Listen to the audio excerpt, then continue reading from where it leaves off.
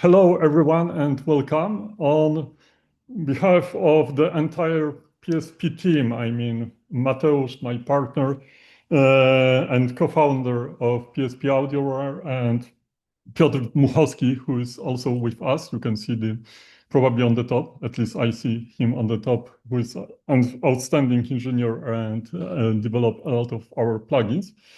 We would like to warmly welcome you. And it's really great honor that we have two guests with us. We have Ronald and Justin. Ronald is our longtime friend. We know Ronald for ages, I would say, and he was one of our first users. And when we first met him, he was used to work in one of the biggest, I think it was Immersive Studio, Galaxy Studio in Belgium. Is it right? Yeah, Ronald is famous for one of the guy who has the biggest experience in any immersive format, because he started when the surround or even pre-surround system were built, and he was early adopter. You can say that he started mixing almost 30 years ago in Atmos, but it wasn't called Atmos. So you can imagine how precious this guest is. He used to work for Celine Dion, Depeche Mode, Rammstein, Def Leppard, and many, many other bands. So really a lot of great bands and a lot of experience. Justin is also a friend of us, and he's younger friend of us because we have met, I believe, with Justin 3 or 5 years ago at the NAMM show, and we met in the bus.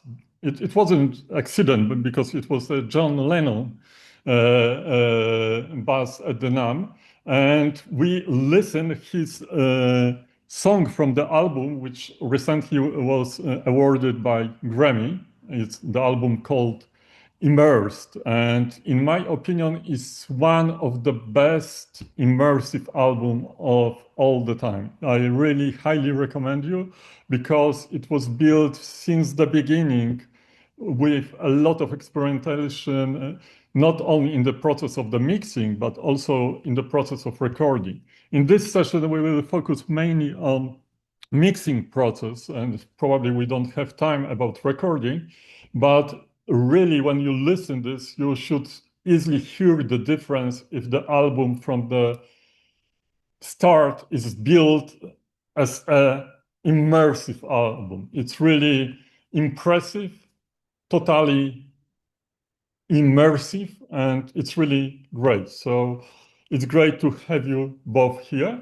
And the third guide I want to mention is Jason Burgess, who will be a moderator of this session. But he's not accidental person, and it's not only that he knows English much better than me, but he also work in Atmos. He worked with Eddie Kramer, and actually right now they are working on re-edition of the Kiss albums for Atmos. So he also used to work for Jimi Hendrix, some records also for Atmos. So Jason is also very experienced user. So that's why we asked him to be moderator. Moreover, Jason is also the co-founder of SoundAdvice Club, which is famous for organizing some workshops with different masters, and that's why we collaborate in this session. So right now I'm passing my voice to Jason. So the screen is yours. So Thank you so much for the intro, Anthony. This is great. I'm really excited to be here with everyone, and really excited that we can all experience this wonderful getting together of all the wonderful engineers and folks who are here. We had a bunch of questions that were sent in. So just to give everyone a quick roadmap, I think we'll start with something simple with what immersive audio actually is. Then we can talk about why it matters. Then get into some real workflows and tools. And if we have some time, we'll touch on some more advanced topics as well, and potentially give some binaural examples, which I think would be great. So just to start everyone off with accessibility of things, how would you explain immersive audio to someone who's never heard it before? And either Ronald or Justin, you guys can, whoever wants to answer first can answer first. This is a question for both of you. You go first, Ronald. You're the original master here. It's only explainable by letting people hear it, is my belief. I've tried to explain it for more than 30 years, because I started doing this in the late 80s, beginning of the 90s, when Philips and Sony were developing the SACD, and all of a sudden we could mix in 5.1, and that was a big thing. And if you try to explain it to people, then they wouldn't be all that enthusiastic right now. 30 years later, we have headphones, so they're a bit used to it and they are familiar with binaural, but still, oh yeah, it sounds a bit more spacious until you put them in between 5 or more speakers.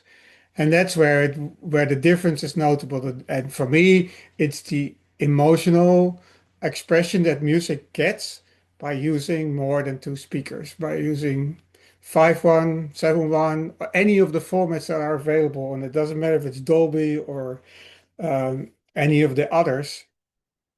They all do the same in their own specific way. So it's the emotional content that you are as an artist or an engineer or a producer, you're far more capable of transmitting that to the user. And in the early days when we did only 5.1, we would do listening sessions with unexperienced people. We put them in a room and they would have 5 speakers and an LV, and we were filming them. They know that. And then we would play him a piece of music, either classical or jazz or some of the pop stuff that I did. And we wouldn't tell him what version it was. And what we did is we played 44.1, we played 48 kilohertz in stereo and 96 kilohertz and DSD, and which is the highest sample rate possible. And we played them in stereo and in immersive. And if we played them in immersive, they would actually respond to the music by sitting on their chair and nodding their head or having a physical response to listening to the music. But try and explain that to somebody that doesn't know what it is, then was very difficult. Now we have binaural and we have young people that are used to hearing everything on headphones, and Apple spatializes everything if you don't turn it off. So they're already used to it, which gives us an advantage. But for me, it's the emotional experience you can create, and people respond to that physically. Amazing, Ronald. And Justin, what about yourself? Yeah, I mean, I agree full-heartedly. It is ultimately, I think, when we maybe to just add from an academic standpoint, the idea of moving from surround, which was our speakers on the main level, and then immersive. The term came when we added height channels, but of course there are also formats like Sony 360 or up to the Japanese standard of 22.2, where we have speakers on the lower level. But really, the simple version is that it's an expansion past 2 channels, where we're delivering audio in more than 2 channels. Something that I found helpful from the AES conference, which was defined, the last one was called, the Conference for Immersive and Spatial Audio. It was helpful to talk to colleagues where the idea of spatial audio does actually kind of refer in the academic term to a headphone experience that is spatializing an immersive sound stage, being a binauralization of something or even like a native binaural or ambisonics recording. So yeah, it's helpful to kind of get the sense of the terminology as well. But to Rodden's point, I think, focusing on what it actually does is absolutely just an emotional advantage, and also potentially a compositional and advantage, but ultimately with the end result of being able to just deliver something exceptionally musical.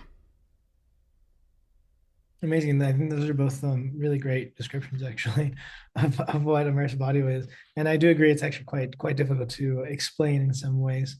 Um, just sticking with you, Justin, for a second, what was your personal path into immersive? Like, how did you actually get, started working in this format? It started for me as a listener, in the sense that for instance, I have a bunch of SACDs that Ronald is responsible for, and also other, idols of mine, including Darcy, who's, mastering engineers, worked on many things with Ronald, and so many other colleagues, and just being someone who has a good collection of SACDs and DVDAs, and then eventually Blu-ray later on. But by that time, I was working. So I listened a lot. I love film. I would listen to any 5.1 disc that I could get my hands on. And just as I didn't really have an avenue to be working professionally so much outside of stereo, to be honest. Like, there were some opportunities where I did some pre-film sounds, like film score, pre-mixing for dub stages and things like that. But I don't know, in Toronto, there wasn't really a huge classical scene that was doing it. There wasn't a ton of labels that were investing. And also at the time that I came into it was right around the time in which 5.1 kind of took another little dip in terms of how common those productions were happening. So it's just something that I listened to and studied and enjoyed. And then just started working in discrete channel 5.1 and discrete channel 7.1, largely just remixing things, even for myself, productions that I was doing with no real end game. None of my clients wanted to make an SCCD or a DVDA. They didn't kind of see the avenue to be able to release it. And then eventually, as soon as enough things, Auro 3D came onto the scene around 2013, I had an opportunity, even through the AES, to start hearing colleagues like Ronald, like Morten Lindberg and Stefan Bach and other, amazing colleagues who are working in these areas, largely in classical music. Ronald was an exception in that way, but most of the colleagues that I was listening to was like classical productions. And as soon as I saw the potential, which was highlighted eventually by Atmos for me, but even again through Auro 3D, through discrete channel delivery of high-res audio, I expanded the studio and started working. Not even professionally at first, not with anybody asking me to do it, just because I've always been just completely inspired by that idea. And so the fast forward version is that as soon as Atmos did become more commonly talked about, which even on let's say, a academic and industry level, by about 2017, 18, there was more discussions. There was more folks starting to work with it, delivering for Blu-ray. As soon as Stefan Bach was able to get kind of pure audio Blu-ray on the market, there was some projects I was able to get to market that way for a couple things, including some of my own music. And then, of course, the Apple bringing on spatial audio, which is their platform and their system for delivering Dolby Atmos, but also for delivering 5.1 and other things.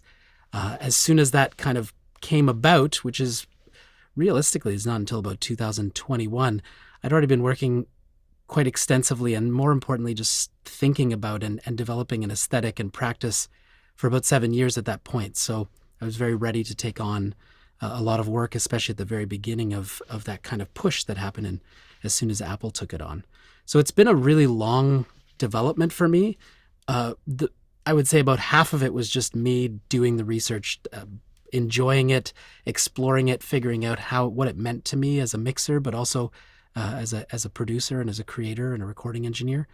And then the other half has been professionally doing a lot of remixing. I like to call it spatial remixing, where people deliver the tracks, the multi-tracks of the stems, and we reimagine it. And then, of course, the Immersed project, which we can get into later, is a project where I was like, I hear this thing that I want to make, and I don't want it to be an adaptation of something.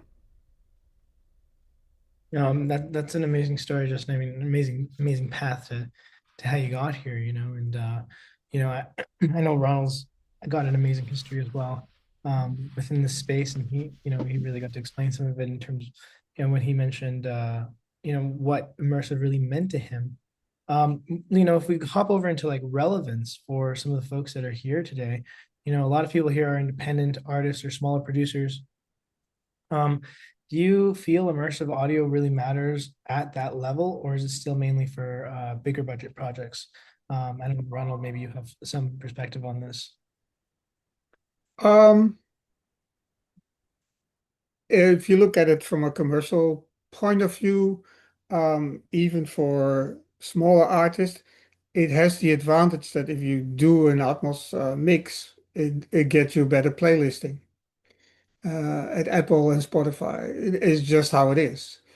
Um, and I think, I mean, check with Justin, but in my case and the people I work for, the more independent the artist is, the more they're interested in adding immersive versions of their work. They control it themselves, they finance it themselves. So if they get revenues from it, even if it is little, it works for them because it's a small ecosystem that they are working with. And nowadays, most engineers, I mean, I've done it my whole life. I mix both versions at the same time. I mix an immersive version and a stereo version. And where the most weight for the client is, that one I do focus on. So most of the time that's a stereo, but I've set myself up in Pro Tools or outside of Pro Tools and analog with consoles. Um, you can do those at the same time. And if you learn mentally how to deal with the to do with these reversals. It's really an enjoyment to mix in stereo and press a button and go, but that's how I really want it to sound. And then you go back to stereo. But one of the things I learned early is when I started doing both immersive, and that was still in 5.1, okay, and later we expanded to 7.1 and 7.1.4 and 9.1.6 and 22.2. What I learned is my stereo mixes got better by mixing in immersive because I would make my decisions differently. And then I would see in immersive, I got this really great result and go to the stereo mix and go, why doesn't that work? And I would find I EQ more specific and use EQ more as a balancing tool than the fader. And if I do that, then I get more compatible between stereo and immersive. And I can transmit the same feeling I got from my immersive mix into the stereo mix. Not as much, but basically it made my stereo mixes turn better. Yeah, that's amazing that you're essentially creating more space within the stereo spectrum simply because you were more in the immersive mindset. That's really Well, cool. yeah, in the beginning of it, sometimes when you do stereo mixes, you carve out frequencies in certain instruments and turn them up louder because that's what you want in stereo. And if you then go to immersive, you go like, no way, that's not going to work.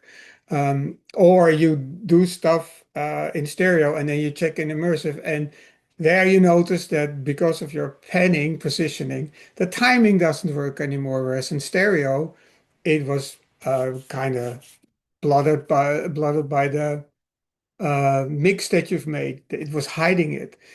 So then you got to work and make sure that it works in immersive. And then when you go back to your stereo, you actually find that it sounds better in stereo without your EQ because you've fixed the timing issue that was there.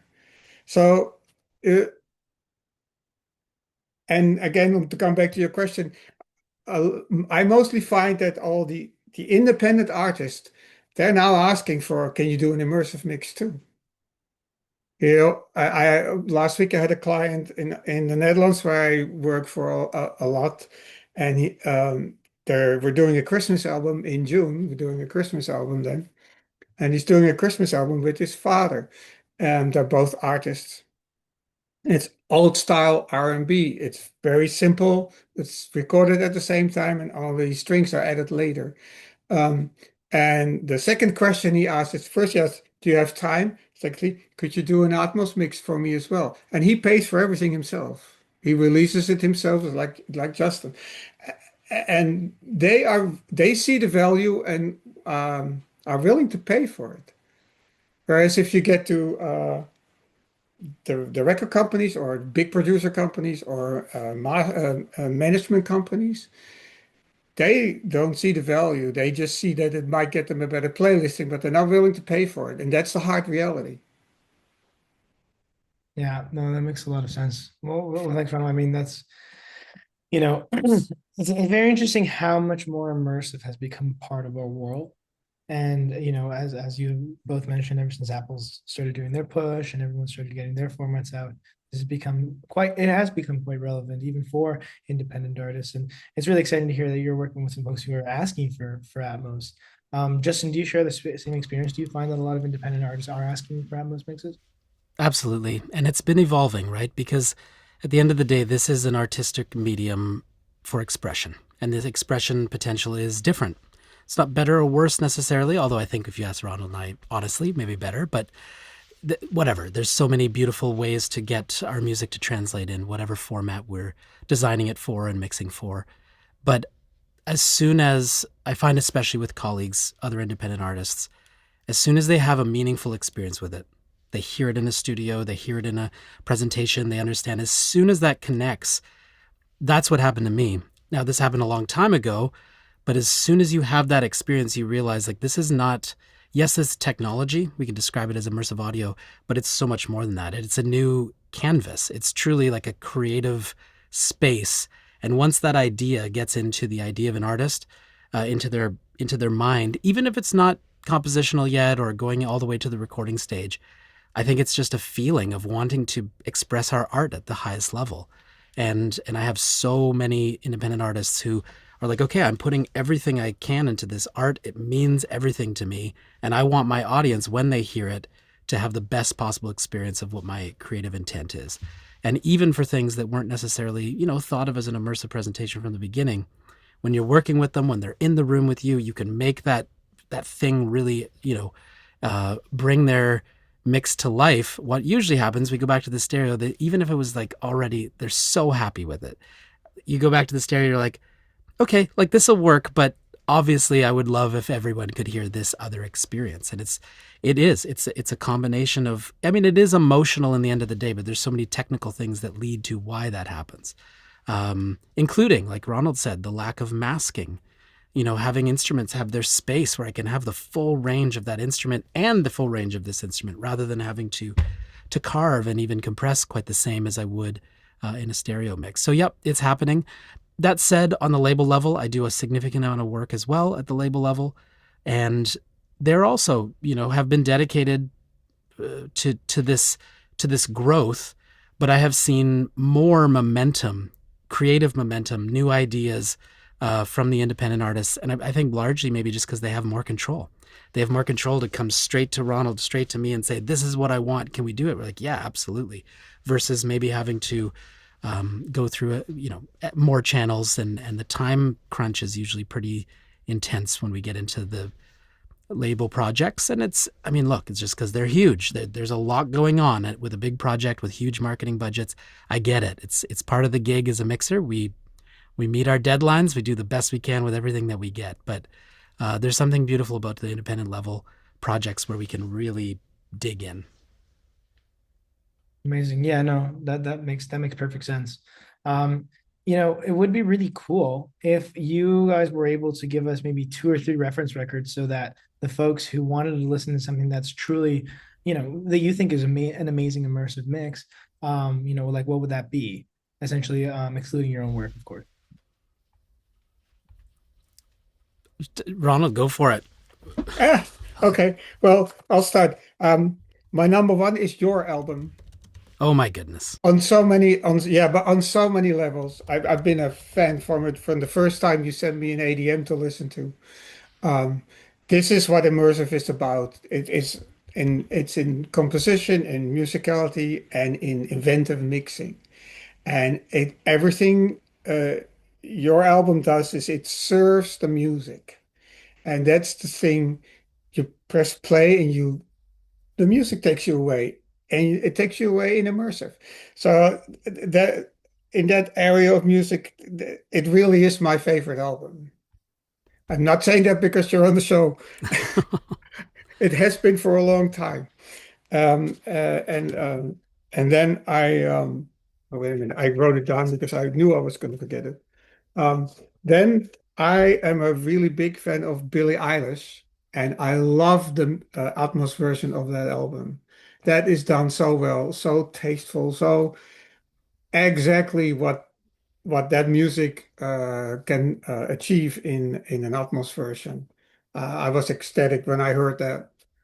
So that's the other one. And then I have a longtime favorite of mine. It's a classical album and it's done by Morten Lindberg. He's my classical hero. The guy is just not of this world. It's a Magnificat is called the album. There's choir singing on there and solo singing recorded. If you see that, I cry when I listen to that music every time. And I know that album for 8 years or so. When he sent that to me, when he did it, he said, maybe you want to listen to this. And I played it and I just sat there and cried.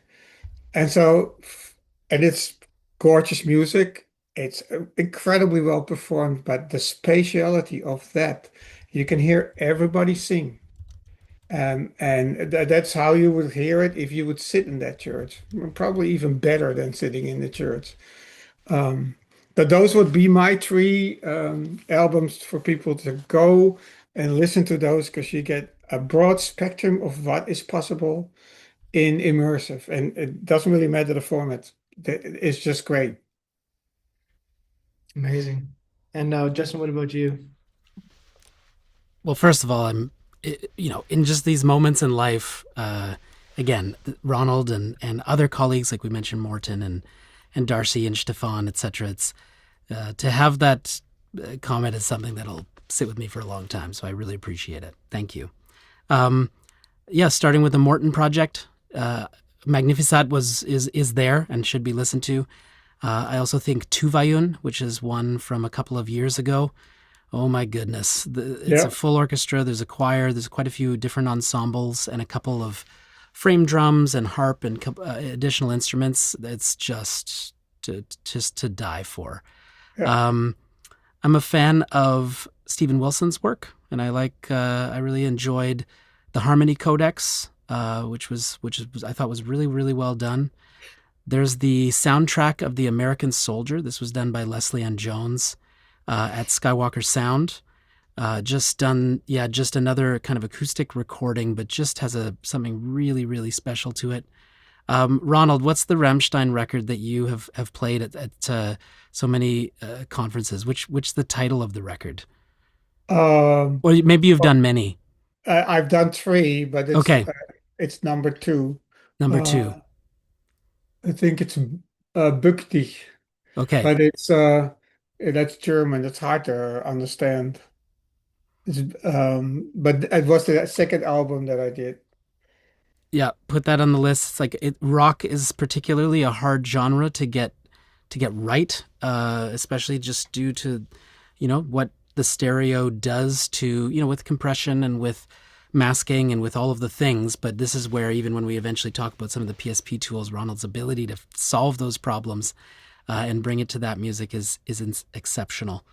If I can add one, if somebody can find it, the very first ever surround mix that I did in 5.1 is from a band called Guano Apes. I know that. Yeah. And the song is called Go Gun. If you can find it, it's only 5.1, but that is spectacular because not because it's the very first one I did, but when the band heard that, they jumped up and said, "Now that's how our music should sound." Mm. And I still play that when I do workshops and I play 30 years of immersive mixing, and I start at 5.1 and I end at 9.1.6. And when I play that mix, I ask the people what they think, which format that's mixed in, how many channels, and they all go, "Oh, you can hear that. That's Atmos 7.1.6 at least." It's a 5.1 mix. Yeah, and it's played as a 5.1 mix, but just to show that the amount of channels doesn't matter if it's done well in the format it was meant for, then that immersive stage in 5.1 can be just as good as in 9.1.6. Yeah. It doesn't always have to be that many speakers. And I'm saying that because I wanted to let everybody know that if you intend to release on Apple at their spatial platform, it doesn't have to be 7.1.4. It can be, but it doesn't have to be. They will release a 7.1 or a 5.1. And to be honest, There is some 5.1 material on that platform that sounds awesome Yep. because their encoding works better in 5.1 than it does in 7.1.4. Yeah, And just better bandwidth. nobody talks about these things that much, but we'll get to it if we talk about beds and objects and stuff. Um, but it's just something to think about, that it doesn't always have to be big to sound big. But if you want to hear good grunge rock music, try and find Guano Apes. Yeah. And then Amazing. yeah, I mean, yeah, Jason, you know, there are so many more, but maybe Yeah. to the point that like what it is that I'm looking for, like when I'm listening, is I'm not looking to know that my speakers are on. I just want like the ones that really are moving is when the speakers disappear and you're just there with the music, and the, you know, the fidelity is all there, the balancing is all there, the dynamics are all there, and that's what really when something gets to be just so exciting. No, that's beautiful. I mean, I think the references you guys just gave, like, I'm quite excited to listen to them. I mean, I have heard some of the Rammstein material actually, and I think it sounds awesome.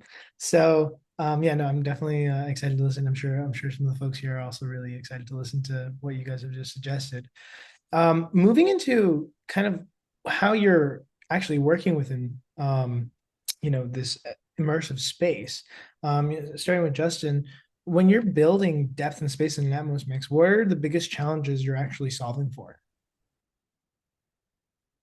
Yeah, so one of the biggest challenges is to get properly decorrelated material into the space with the goal of being able to really glue that spatial experience together. To have it not so that there's an instrument sitting off to your right and it's not connected to the rest of the mix.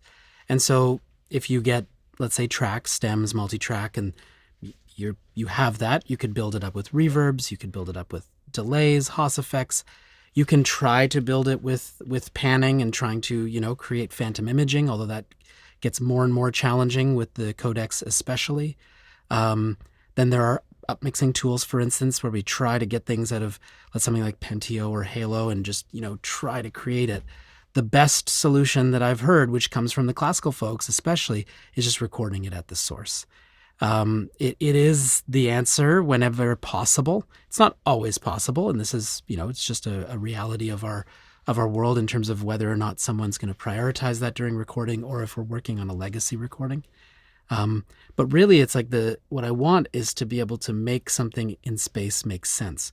And oftentimes, what makes a spatial location make sense is not just its source, but also how it reacts in the space, whether that be reflections, whether that be ambience, so that I can just believe. I can believe that that instrument's there, and my brain isn't like, oh, there's something off to the side, and that feels out of place.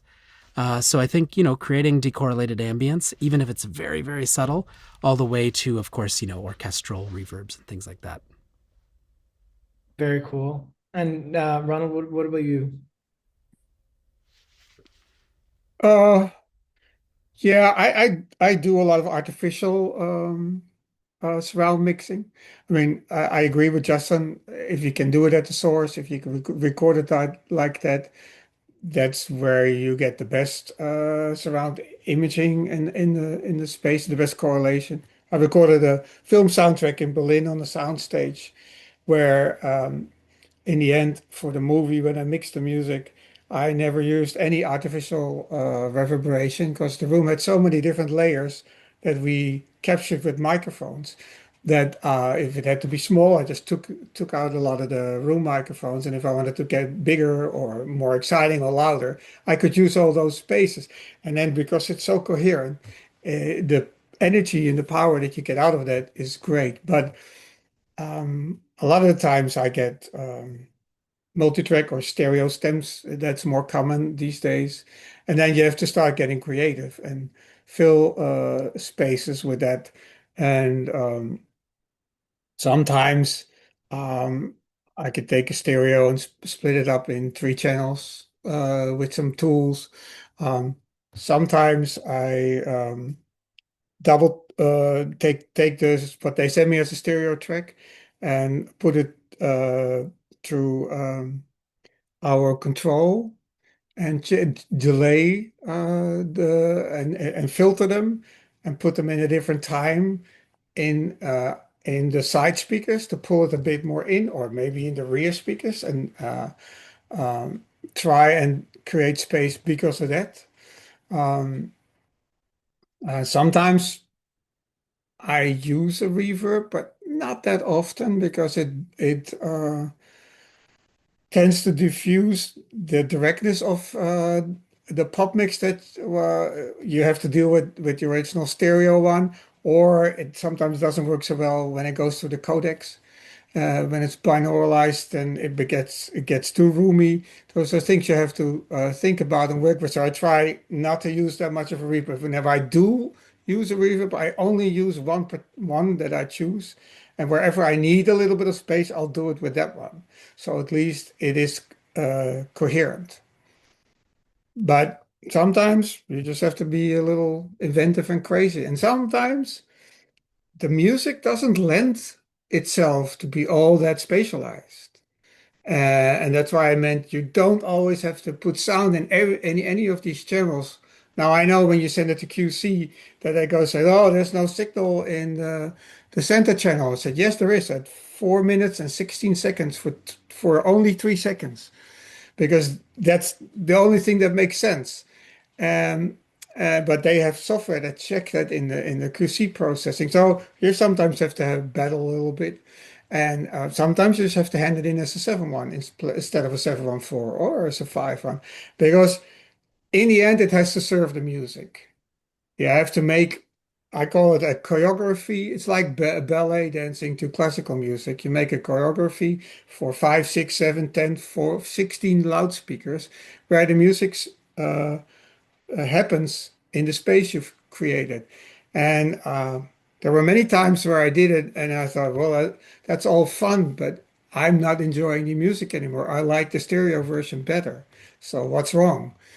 And then reduce the amount of channels and be more conservative with it gave me that same feeling as the stereo mix, that only I was more involved in it. That's extremely, you just put some points forward that were extremely relevant, especially for us working within Atmos. The QC life is it can get hectic sometimes, and you're absolutely correct in saying that it has to serve the song regardless of anything else. And I think that sometimes the QC doesn't quite understand that.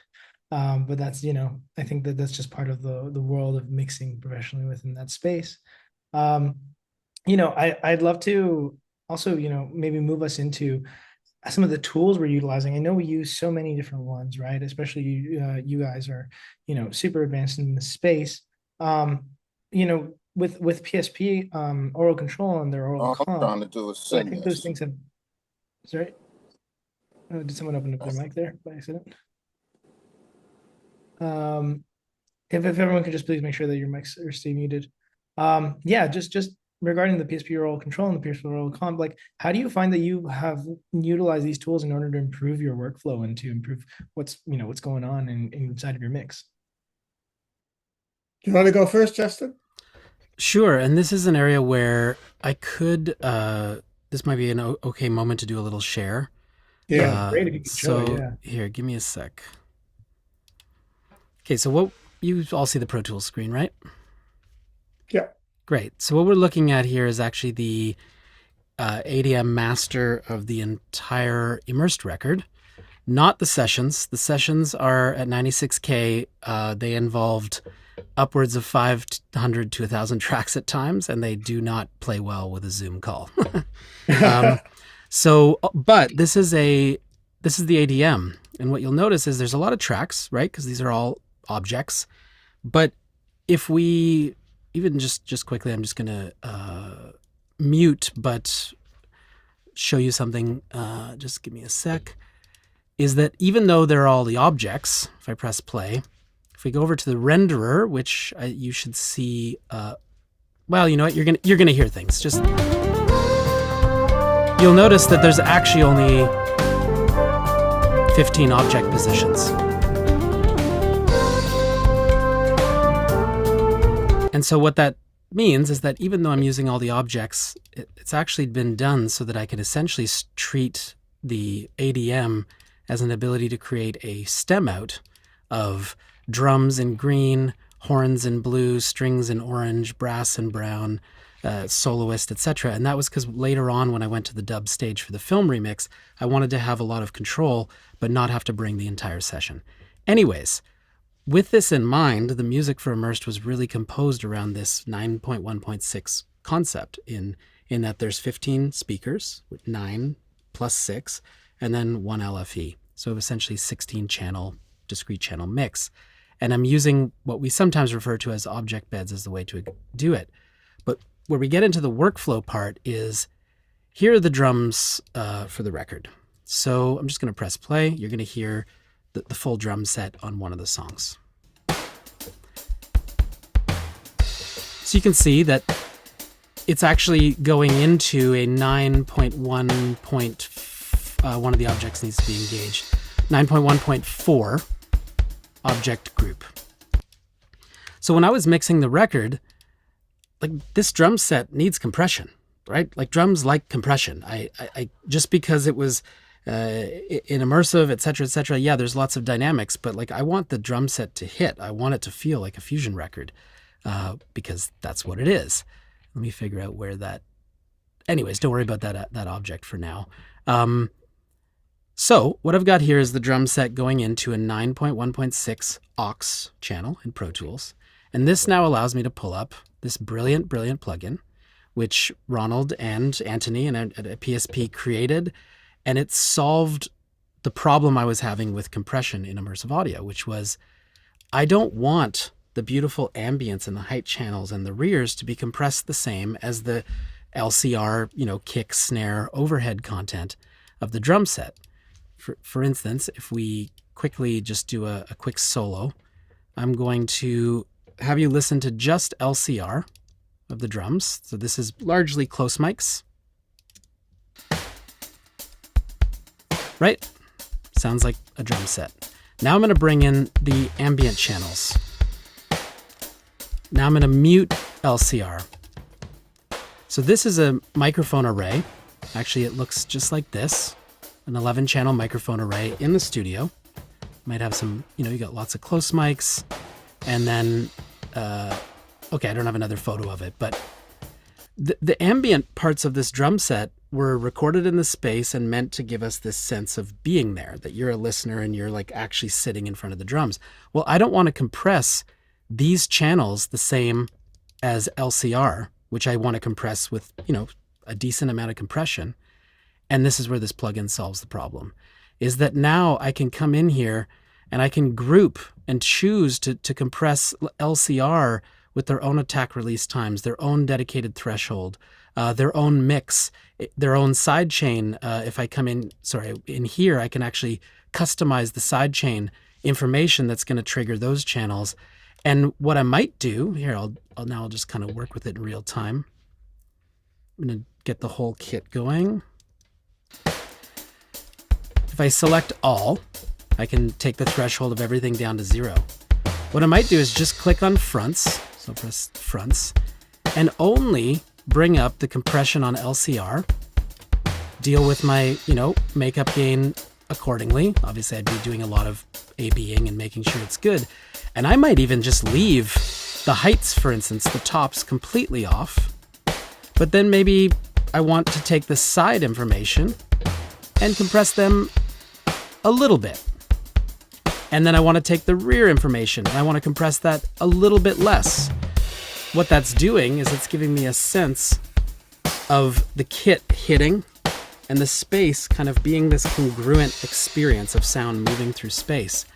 And so the ability to group these things logically, and more importantly, the ability for me to work in auxes, not, one of the challenges in Atmos is if everything is in objects, okay, there's advantages and disadvantages to that. But if I want this correlated experience, it has to be in some sort of bus. Unless we're going to do really complicated versions of putting mono plugins on everything and sidechain triggering. And I did all that stuff and it's annoying.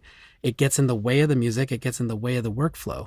So there were other compressors that I could put on, but they'd compress the whole space, and it's killing the beautiful ambience. What I want is I want my kick drum and my snare drum to, hit the threshold and have a moment of compression, but leave the back alone so that it sounds how sound works in space, right? Like it doesn't make any sense for reverb to be ducking in the back the same as it is in the front.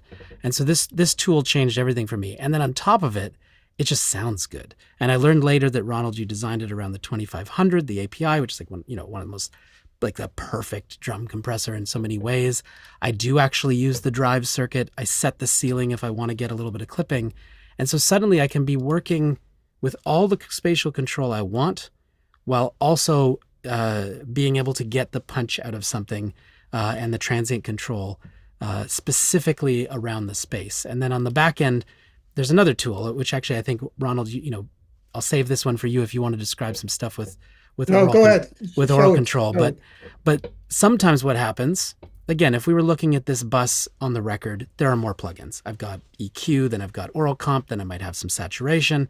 Again, I'm trying to get as much out of that kit to sound thick and powerful as I want.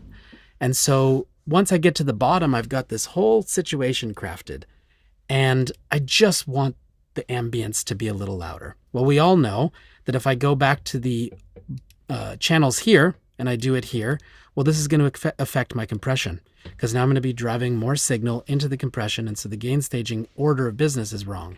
So I put auralControl at the end of things, so now I can say, okay, LCR is great, but what I really wanted was I just want more tops.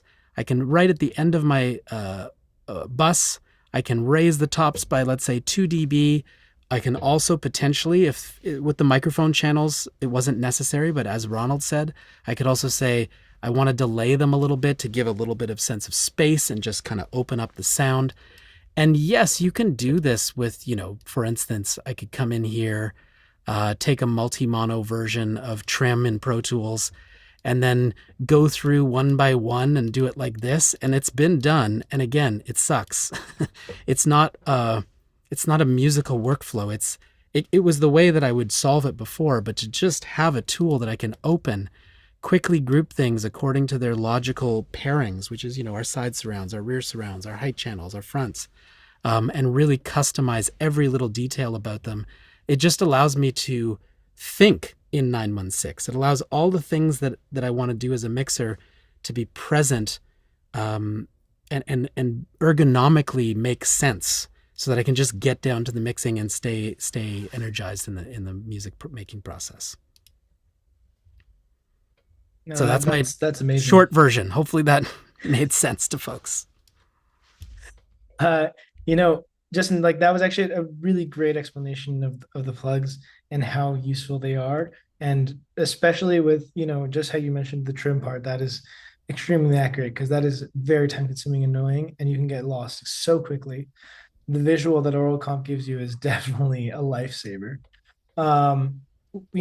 Just to touch on the design aspect and just kind of how those things came about, Ronald, what problems were you specifically trying to solve, other than, Justin just touched on a couple, but, what are some of the things that essentially those tools are solving for us? Well, it started that once we got over 7.1, and you have to do this in analog when you're mixing it. And now I'll talk about the bus compressor on the mix bus, like you do in stereo. You have your final compression for your bus. To doing that in surround, at that time it was 5 and 7.1. When it got more than that, it becomes physically and financially very, very difficult to do. I have had built about 25 years ago, when I started doing 5.1. I talked to Paul Wolf for API and said, what if I buy 5 2500s and you turn that into a 7.1 compressor for me? And that took a bit of convincing, but in the end he did.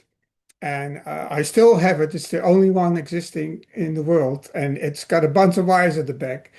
But it actually did what I've asked him to do, and that is give me control over the channels. And if need be, I want to be able to individualize how I do the threshold, how I do the linking, and how I let it look at different sources within the mix.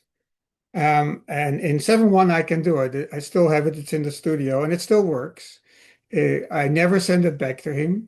It's still in its original plugged up stage. But then we were talking about, well, we're going to do 7.14, 9.16. And if you make that calculation, it's not even viable. And then thinking about 500 systems, but it still got very difficult. And I was talking to the PSP guys, about 7 years ago. I said, can we not, you guys make such great compressors. Can we not do this as a plugin? Well, that started a whole venture for me learning what it takes to make a plugin. And believe me, that people think way too light about making a plugin. If you want to do it the right way, it's a lot of work, a lot of code writing, and a lot of thinking, we got it, and then 2 weeks later, got to start again.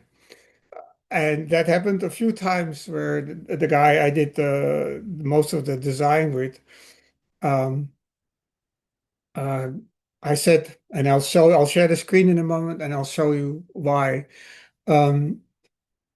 The biggest thing about the compressor and the way we did the analog version in first and then this one, because in plugin you can go a step further, was the control of the sidechain and how the compressor for each individual channel behaves. Because there were some that would do that amount of channels either as a mono and group them like Justin described, and then it becomes a pain in the ass.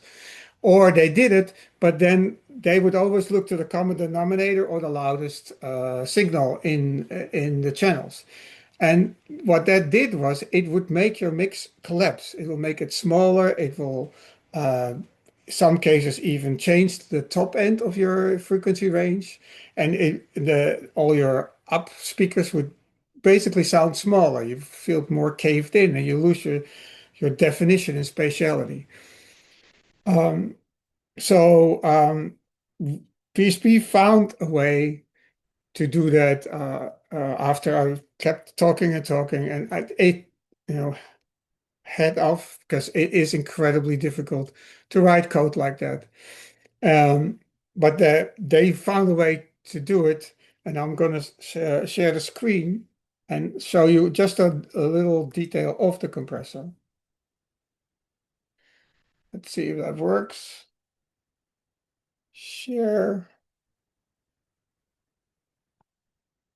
So here you see how I use it. Do you see the screen?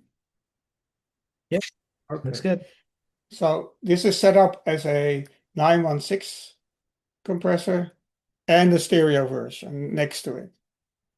Because that's how I always work. And in this session, it is the 916. Now, he showed you all of this. For me, the important part is the linking system in the compressor. It has a link between a percentage from 0 to 100% that you can choose between its own signal that's present and what is present in the sidechain mixer. So I'll open the sidechain mixer. This is for me, that's the magic of the compressor. Anything else that everybody can build, but this shows you a fader for all the compressors that are on the bus. And it allows you to tell this channel, and it is for each compressor, what it listens to. So you can make a mix that is different for each channel in the sidechain. I know it's a bit of a brain fuck, but it's what makes the compressor so versatile. Once you figure that out, and you can copy and paste them over channels, you can have the signal the way it is in the sidechain derived from all the other channels. You can high pass and low pass it. You can set your own frequency where you want it to work, or you can have equal power. And equal power is another word for trust. in the compressor. I use it at Trust just to get more punch and directness out of it. And then you can do that. As you can see, you can make groups. So left, center, right, I have the same group. Oh, don't crash now. You like that sign?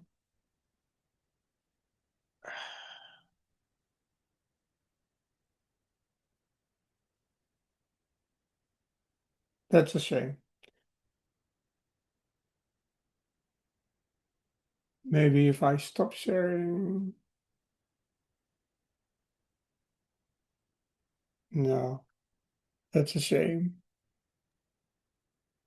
It's all right. I mean, I mean, So the you gave us a mixer, pretty good explanation. for each group of channels, you can make a different sidechain. And that you do in the mixer. But what I want to show in context with that is that the sidechain summing that is done in a plugin has, because the way of it is designed, it gives you a slight delay, samples in samples. So what most compressors do is, and the compressor has to switch for it. We have three switches: natural, rectified, and RMS. So natural is just, we don't touch it. That's what's in the sidechain, gets mixed, and the compressor looks at it. Then it has RMS, so it looks at the loudest common detector, what people are used to. And then the programmer, the guy that wrote the code, said, "I figured it out," and he called it rectified. If you use that for each channel in the sidechain, the signals that are in the mixer are time aligned with the original audio. And it's only samples, but the difference is huge. If you switch between that, you hear three different characters of how your one compressor, your one sounds. And if you have the rectified one, it makes it jump out of the speakers. Yeah, that's where it is, sir. That switch. I'm sorry it crashed on mine, but that's the magic of the sidechain in the compressor. And if you like old-fashioned sounds, yeah, you can make your, yeah, exactly. You can take the LFE out. I was going to show that. So it ignores whatever happens in the LFE, and it gives you such a control over how your compressor behaves. Yeah, actually, that's amazing. I mean, it's great that you can choose what's triggering the compressors. I think that that's genius, actually, specifically when we're definitely needing to leave things open, just like you described. So, I mean, just to maybe kind of, I mean, that was a very specific thing, right? So I now, need to add one little thing. yeah, PSP sure. just released version 2.0, where you now for the compressor you can choose 4 different styles of compression. Before it was only optical type, and now you can choose optical, VCA, direct, and old timer, which old timer has become my new favorite now. Because these characters are very different from each other, and you can switch your whole 916 compressor to a different style of compressor. Wow. And which is awesome, obviously.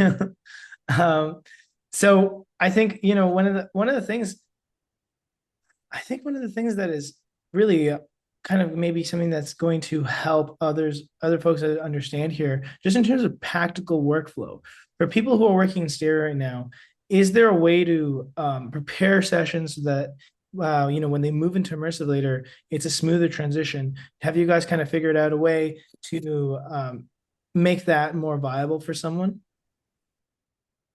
And for yourselves, of course.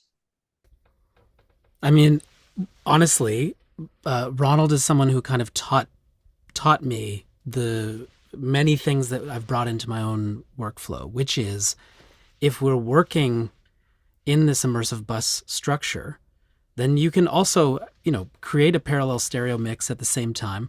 Or in Immersed, for instance, I didn't do that. I went and created a stereo mix after the fact. But I also wasn't on this, like the timeline was my own timeline. So sometimes we don't have the luxury of that process. And it was also just a personal thing. I wanted to finish the immersive because that's what it was. But the idea for me is that look, buses, we think about creating a drum bus, creating within the drum bus, we create a snare bus and a kick bus and anything to group things together, a tom bus, then we have our drum bus, then we have our guitars, then we have our background vocals, etc. I mean, bus structures help us to be able to work with less faders, especially if you're going to be working on a console.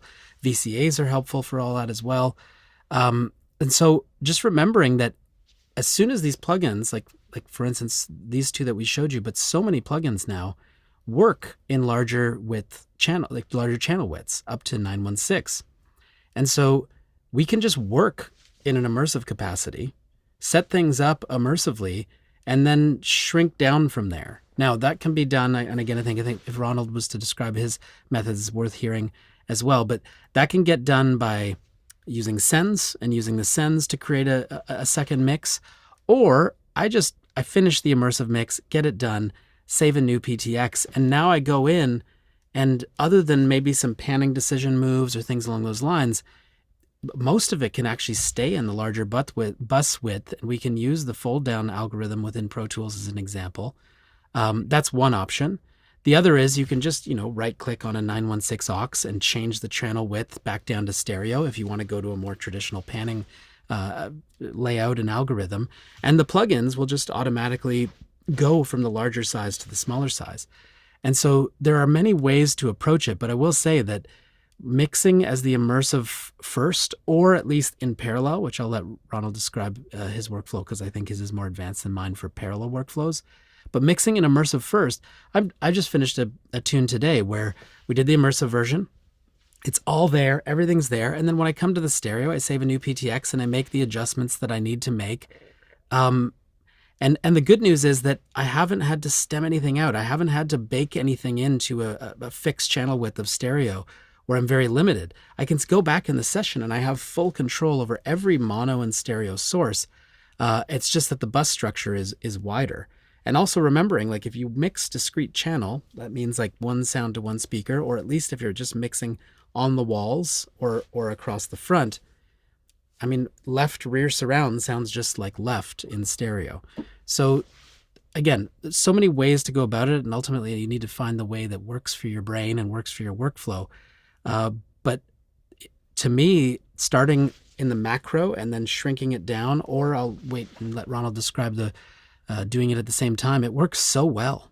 And it just keeps consistency between the two mixes, but also allows the immersive to be its full capacity because we're not baking things in as stems in advance of an immersive mix. Yeah, I generally I start in immersive too, also because it's more fun. Even after doing it for such a long time, it's still more fun. And I use, when I do it within Pro Tools, I use a send protocol on every channel that follows the 916 pen. And once I've finished my immersive version, I'll go listen to the stereo. And if I feel I need to change, I do like you do. I save, make a new PTX, and just make some changes for the stereo version. If it works in the same session, I will do it because I run both compressors at the same time. Or when I'm in the studio, I have the luxury of having a Paul Wolf audio immersive console, where in the analog domain, I have 32 channels of analog that do a 714 or 916 panning, and it has a separate stereo bus as well, so it comes out the same time. But sometimes I print the immersive, and when that's done, I go back and maybe do little fixes at the stereo to make it perfect. But I do start in immersive first because it's more fun, and you learn from your mix, and then when you go to stereo, you know what you're missing or what you want to do different, and it will take you half an hour to fix it and be done with it. If it has to be quick, then there are several downmix ways of doing it. And indeed, sometimes you do a 714 and the downmix of that does really sound good in many cases. Well, yeah, I think touching on that, I think moving forward in terms of what it takes to work inside of the Atmos workflow, we're constantly or we're constantly deciding between beds and objects, right? And one of the things that I would really think would help some of the folks, and some of the questions that were sent in really wanted some clarity on this is, when you're actually building the mix, how do you decide between using the beds versus using objects? Is there a simple way to think about it? And I think maybe we kind of keep this on a higher level. There is no simple way. There's some different way. I tend to prefer to mix in speaker based and do all my panning within that in Pro Tools and use as less objects as possible. I get a better imaging. Then there's a technical reason for it is that if you make a mix that has 64 objects and you send that to Apple, then you don't get the same mix from Apple that you got from your Dolby renderer. That's because Apple's renderer interprets where stuff is, because it doesn't have the same way of dealing with objects. Another thing, what could be of importance is that the file size of a full object mix can be very, very, very big, which then the distribution platforms hate. Apple doesn't like it either. So Apple makes out of your 64 objects, makes a 714 stream to reduce the file size. So that's where it comes. That's the reason why sometimes you mix in the Dolby renderer with 64 objects sounds really good. Played back also really good. And then you go to Apple and it doesn't even sounds the same anymore. And then they blame Apple, but it's not really anybody to blame. It's just how the system works. Whereas if you send a 714 to the platforms, they don't have to re-render that. They can just put that on because that's a file size they can deal with. But then again, I did an abstract radio play with a eight-piece orchestra and an artist who recorded how he composed that album during COVID. And then you hear him sit at the piano, and his neighbor is tearing a roll down, and his kid screaming from the toilet that the paper is gone. And he recorded all of that. And he's sometimes ambient, sometimes with a porto recorder. And so, if you try and do that in a speaker-based environment, it does not work. It doesn't give that a sense. So I did that completely in objects and even using cinematic mode in Atmos in a special version, but that could be played in theaters, where using the objects was the only way to get the music and all of that sound convincing and the way the artist intended it to be. And you would sit there and you would be in that. And in a speaker-based version, that didn't work. It was okay, it gave you but using the objects, it was fantastic.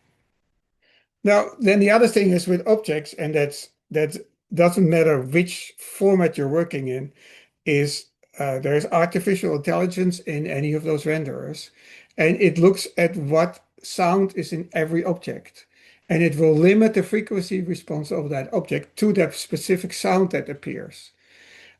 So that's another reason why sometimes if you don't play it back with a Dolby Atmos renderer or through a Dolby Atmos playback system, it doesn't sound the same you mixed it. And that's same for Sony 360, that's same for Auro, they all work that way. It's the only way that technology can do what it does. Therefore, it does it really well. So there's so many musical and technical reasons why you would decide for one, and that's a personal decision. But if I just do music, and my client just wants the 714 to go to Apple, I'll do it speaker-based. I'll do it inside of Pro Tools. It allows me to work quicker. And then I know that in binaural and in playback on Apple, it will sound pretty much the same as he heard it when he approved the mixes. Amazing. Yeah, I mean that actually answers quite a bit of the question, to be fair. Justin, would you have anything to add on that? Yeah, agree with all of it. Ultimately, it is an artistic/technical decision in the sense that understanding what the intent of the file is, understanding the intent of the mix, understanding the source material is so key. For instance, with Immersed, you saw the renderer, you saw all the objects. But it's important to note that an object on top of an object in the same location is, at least is still going to be considered like a speaker-based concept. And what Ronald's describing is a concept that I think is very important for folks to understand, is the difference between a discrete channel mix or a speaker-based mix, same, just different language for the same thing, where you're only positioning the sound source, the delivery, whether in a bed or an object, directly to a speaker. And then, of course, the objects, one thing that they do really well in terms of encoding and decoding, or that they're supposed to do well, is if we're going in the middle of space, if we're trying to put something in a phantom imaged location, the object contains a lot of metadata that can help with that. But as Ronald alluded to, in our renderer, it can sound really, really precise and quite powerful. But once we get to the Apple encoding is the Dolby Digital Plus JOC file, the DD Plus JOC. It is limited to 15 clusters and 1 LFE at any given moment. So it's actually limited to a maximum spatial resolution of 15 elements at any given time. Now, that changes every frame. So every frame, it reestablishes what it's supposed to do. But again, without getting more technical, that comes with a lot of that comes with a lot of things that change the ultimate precision of the spatiality of the music, including frequency response, including bandwidth, all those things. Now, with Immersed, my ideal version of it is on Blu-ray, which is Dolby True HD, which has a higher encoding quality. It's lossless. It actually has a different spatial coding capacity. So I found that it's able to contain a 916 object-based file very accurately. So what matters is that we understand what it is that we're trying to do. And I think, like Ronald said, like there are pop mixes where it's like, you know what, this is not working in 916. I need to put objects in various places that just kind of try to coax this thing into feeling like a space. And so, yeah, even if there's a little bit of a sacrifice on the back end with the current codec limitations, if that still makes a better mix, that's the decision that I'm going to make. But if I can go to the source, if I can have the source material, if I can record for the source material, I lean towards speaker-based mixing as well. So it's just a decision that needs to be made, and it needs to be made consciously because there are advantages and disadvantages to both. Okay, I mean that was actually extremely clear, and I think well, I think some of the folks here were very curious about that particular aspect of things, and the questions that they were sending in. Another thing that the folks are quite interested in hearing and understanding your perspective on was, if you don't have a full Atmos room, can you realistically mix on headphones? Is there a basic speaker setup that's enough to start? And how should people check their mixes on consumer systems like home theaters and things like that?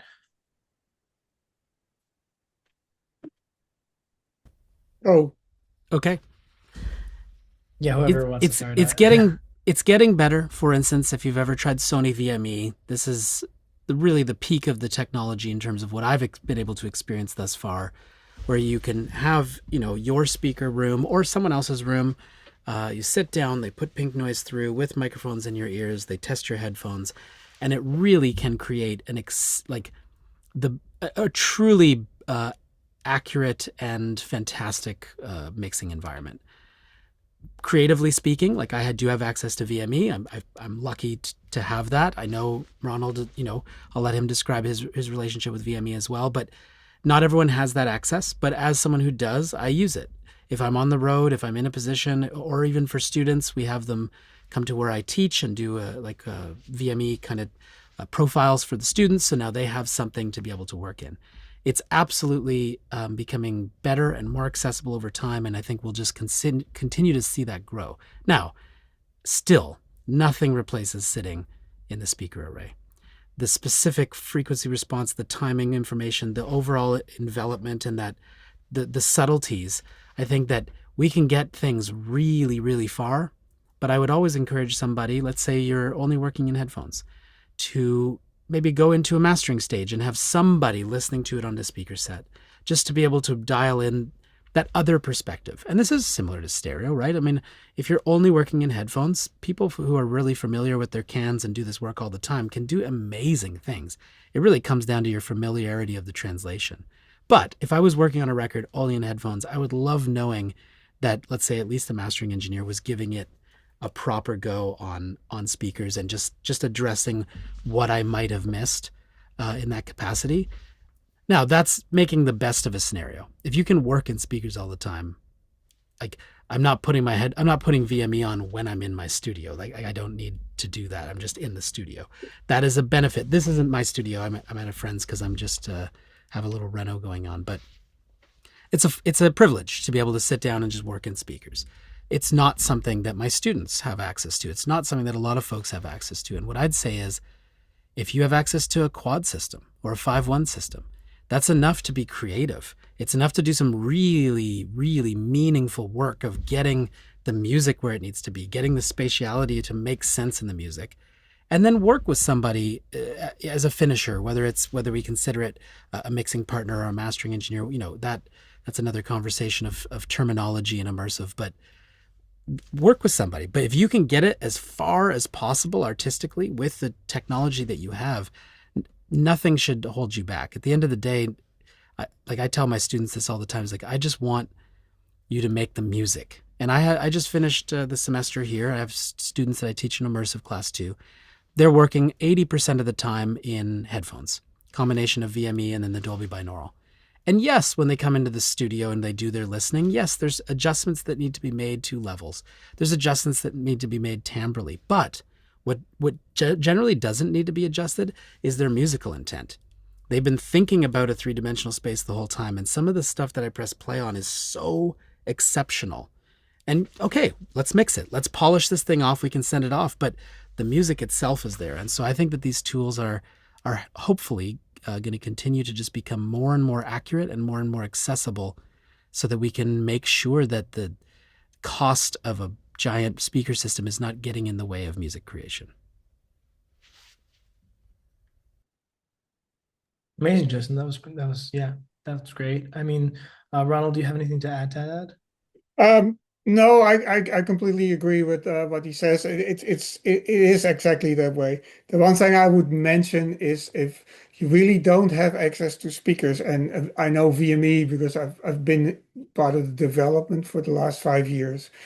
It is the best there is currently, but it's also expensive. It's not easy to have your profile done at the moment, although we're working on those applications to make it more accessible.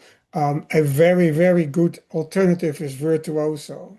It's a binaural renderer program, and they've just come out with a new one that has Morten's binaural version of his room in it, but they have standard rooms in it in Dolby and in Sony 360 and in discrete speaker. And they are, for me, that's the best binaural renderer there is. It's much better than the Dolby renderer. So if you need to mix with headphones and you need to do that in binaural, try out Virtuoso. It's absolutely affordable for any student or any beginning person that is trying to mix an immersive. I think it's $96, so it's very cheap. And it's absolutely great. It's what I carry around on my laptop if I can't use VME. But I have to check something. I use that in Virtuoso. I'm a big fan of Cook and the research that he does and the little company that he has. He makes really, really good tools. But his binaural version, I think, is the best if you need to work in binaural. It's an easy way to start. And then you have to do what Justin does describe.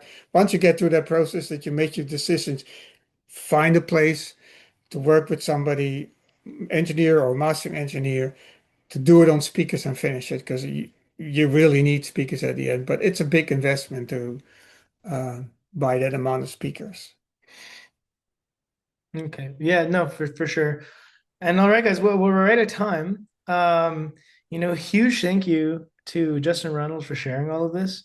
It was extremely informative. I mean, you've taught me some things as well that I'm now really excited about applying into my own workflow. So thank you for that. And I'm sure everyone here on the chat has felt the same. I think we're really clear that immersive isn't just like a formal shift. It's a different way about thinking of space, depth, and emotion in music. And having tools that actually help translate that, especially into binaural playback, I think is a big part of making it usable in the real world. So, thank you to PSP for providing us with those amazing tools that are actually, letting us hear what we're hearing in our heads back in, this actual playback. And, thank you to everyone else for being here. I think Bodine has a couple of announcements to make regarding PSP as well. Yeah, so it's funny because someone just said, where's the 90% discount code for the PSP plugins? And while we're on that note, as much as I don't have a 90% discount for you guys, I am going to send a link. I just popped it in the chat right here. I will also make sure to have it in our recap email. So after the event, just give us a day, but we're going to be sending you some final notes, and we'll get you this link as well. Right now, PSP is offering 70% off of the immersive plugins. So that's PSP auralComp and PSP auralControl. So 70% off those. And then this extra link that we're going to give you, it will expand to all of our plugins. So you can have access to everything at 15% off. Anthony, can you just clarify which day that is running until, please? When you tap the code Immersive 15, it will be running for 1 week. So next Monday, not the nearest Monday, but the next Monday, it will expire, the code. But you can use the code in the checkout and you will get additional 15% discount on any PSP plugins, including immersive plugins. So not only 70%, but on the top, you can get 15% additional. It's basically That's 90%. Yeah. Okay, that's amazing. I understand that we do have some unanswered questions. So what we can try to do is get some of those questions answered by email. But we want to respect these lovely gentlemen's time, so we're going to keep it short and sweet. And then we'll send a follow-up email shortly. And thank you so much, everybody, for joining. It's been a pleasure having you. Thank you so much to Justin and Ronald, of course, for being here and sharing so much knowledge that you have about these tools. And then, of course, thank you to the PSP team and the SoundAdvice team. We couldn't have done it without either part. So it's been really great to have everybody involved, and to everybody participating in the chat. That was lovely. I'll send the link one more time in the chat here. And then if you don't get a chance to copy and paste that here, no worries. We will send it via email to everybody who has joined the chat. Amazing. Well, yeah, thank you so much, Bo. And yeah, this was great. Have a wonderful rest of your day, everybody. And thanks again, Justin and Ronald. Take care. Thank you. Bye, Thanks a guys. lot. Take care, everybody. Bye, everyone. Thanks a lot.